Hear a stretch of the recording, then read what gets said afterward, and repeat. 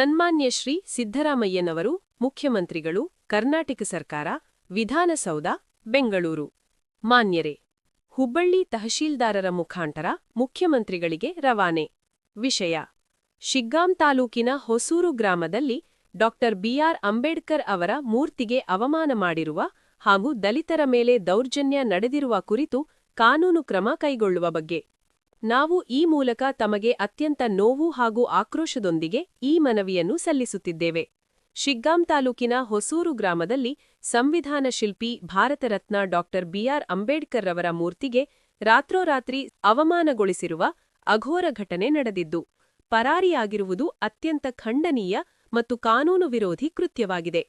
ಈ ಘಟನೆ ದಲಿತ ಸಮುದಾಯದ ಗೌರವ, ಸಂವಿಧಾನಾತ್ಮಕ ಹಕ್ಕುಗಳ ಹಾಗೂ ಸಾಮಾಜಿಕ ಸೌಹಾರ್ದತೆಯನ್ನು ಗಂಭೀರವಾಗಿ ಹಾನಿಗೊಳಿಸಿದೆ. ಇದರಿಂದ ಗ್ರಾಮದಲ್ಲಿನ ಶಾಂತಿ ಭಂಗವಾಗುವ ಸಾಧ್ಯತೆಯಿರುವುದರಿಂದ ತಕ್ಷಣದ ಕ್ರಮ ಅಗತ್ಯವಾಗಿದೆ. ಆದ್ದರಿಂದ ತಾವು ದಯವಿಟ್ಟು 1. ಈ ಘಟನೆಯ ಕುರಿತು ತಕ್ಷಣ ಪ್ರಕರಣ ದಾಖಲಿಸಿ ತಪ್ಪಿತಸ್ಥರ ವಿರುದ್ಧ ಕಠಿಣ ಕಾನೂನು ಕ್ರಮ ಕೈಗೊಳ್ಳಬೇಕು.